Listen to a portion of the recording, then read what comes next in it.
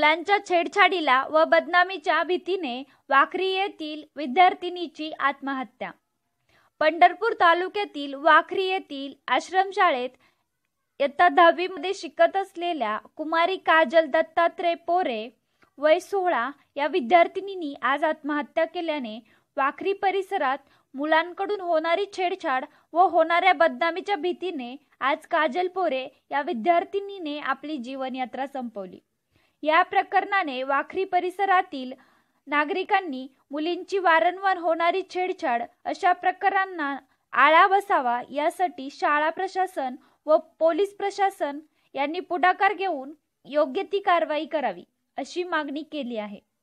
Dinesh Khandelwal, B1 news, Pandharpur. काल कोणीतरी मुलीची छेड काढली होती तिथे शाळेत। मग मला 5 वाजता फोन आला सरांचा, तुम्ही शाळेत येता का? मी कामावरती होतो, उद्या सकाळी येतो म्हणले। आज सकाळी शाळेत गेल्यावर म्हणले असा असा प्रकार घडला म्हणले, लहान मुलगा कोणतरी बारका चिठ्ठी द्यायला लागला होता कशी तर। मग तुमच्या कानाला असा पालकाच्या म्हणून आम्ही सांगायसाठी तुम्हाला बोलवलं म्हणले। आणि परत मुलीने सांगितली मला सारखाच असा त्रास होतो म्हणजे मी काही शाळेत जात नाही म्हणायचे, मुलं त्रास देते ती। आणि ती सर लोक म्हणली तुमच्याच मुलीचं चुकत आहे म्हणलं एक तर आपली गरीब परिस्थिती आहे म्हणलं, आपल्याला जमिनात जागा नाही, भाव नाही, तुम्ही दोघीच बहिणी नीट राहायचं व्यवस्थित म्हणलं। एवढं सांगितलं 3:30 वाजता मी शोरूमला जेवायला गेलो नाही। 4च्या दरम्यान तर 4:15 तर फोन आला मला, तिनं आतनं कडी लावून घेतली।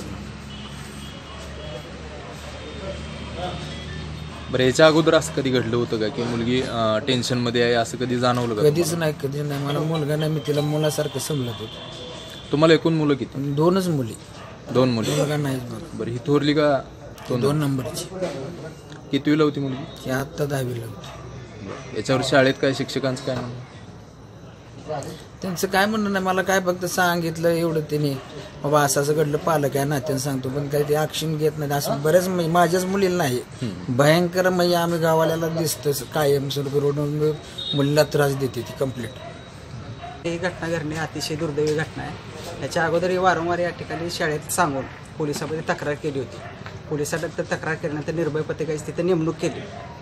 थोड्या दिवस निर्भय पथक आलं, थोडासा आळा बसला, परंतु ज्यावेळेस त्यांनी दुर्लक्ष केलं त्यावेळी अतिशय म्हणजे प्रमाण वाढलं, गावगुंडांचं वगैरे तिथले जे परगावचे येणारे लोक आहेत त्या मुलांचं प्रमाण वाढलं। आणि आज जे काही पुतणीने आत्महत्या झालेली आहे ती अतिशय दुर्दैवी आहे। साहेब ह्याचा कुठंतरी आळा बसला पाहिजे। आणि वारंवार शाळेला आम्ही इंटिमेशन देऊन सुद्धा तेवढ्या पुरतं शाळेत कुठलीच अशी सुविधाच नाही ना। तसे CCTV फुटेज पाहिजे होते तुमचे, ज्यावेळेस आमची लहान मुलं रस्ता ओलांडते असते पलीकडे त्यावेळेस तुमचे शिपाई वगैरे तिथं पाहिजेत ना। बाहेरचा एखादा व्यक्ती अनोळखी व्यक्ती आला तर शाळेत सुद्धा जबाबदारी आहे, बाबा तुम्ही कुठल्या कामानिमित्त आला, तुमची रजिस्टर नोंद पाहिजे होती तिथं। अशी कुठल्याही प्रकारची तिथं सुविधा नाही। आणि हा जर टोकाचा पर्याय घेतला म्हणजे हे जर का पूर्वी कल्पना देऊन जर शाळेला आम्ही पालक या नात्यातून सांगतच असतो किंवा शिक्षक लोक आम्हाला सांगतात पालक या नात्यातून, बाबा मुलगी असं असं आहे तुमचं, आम्ही सांगितले, परंतु काय आमचा असा एक प्रश्न आहे शाळेविषयी की तुमची काय जबाबदारी नाही का? पालक म्हणून ठीक आहे आमची जबाबदारी आहे, परंतु शाळेची सुद्धा काय ते जबाबदारी पाहिजे होती ना। मी वाखरी गावची तंटामुक्त अध्यक्ष आहे। आज दत्तात्रय गजेंद्र पोरे यांच्या मुलीनं आत्महत्या केली। मला समजलं तालुका पोलीस स्टेशनला आमच्या गावकरी आल्यानंतर ह्याच्या पाठीमागे 3-4 महिन्याखाली आम्ही तालुका पोलीस स्टेशन साहेबाला सांगितलं, त्यांनी अतिशय चांगली दखल घेऊन रोज 5 वाजता 4 वाजता सकाळी 9 ते 10 वाजेपर्यंत 5 वाजेपर्यंत तिथे चक्कर मारतात, सगळे हे करतात। त्यातून बी असा प्रकार घडतो, ही दुर्दैवाची बाब आहे। आज एक मुलगी गेली, आता दुसरी मुलगी जाऊन ही माझी कळकळीची विनंती।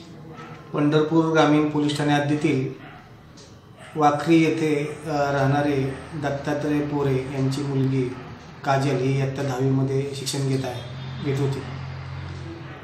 तिला तिच्या शाळेमध्ये एका मुलाने, कोणत्या मुलाने ते तिला माहीत नाही, चिठ्ठी दिली आणि त्यानंतर सदरची बाब पालकांना शिक्षकांनी सांगितली आणि त्यानंतर आज रोजी पालक शिक्षक यांची भेट झाली।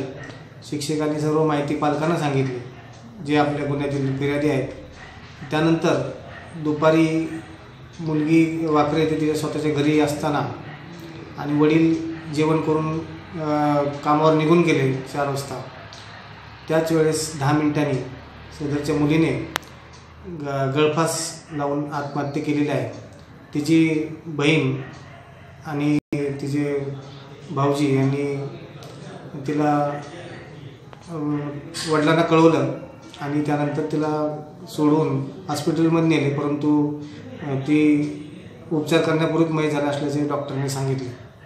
सदरबाबत अनोळखी मुलाविरुद्ध भारतीय दंडविधान संहिता कलम 306 प्रमाणे आत्महत्येस प्रवृत्त केले म्हणून गुन्हा दाखल करण्यात आलेला आहे. या परिसरामध्ये पोलीस नेहमीच गस्त घालत असतात आणि बाहेर कुठे असं कुठे प्रकार घडू नये म्हणून काळजी घेतली जाते.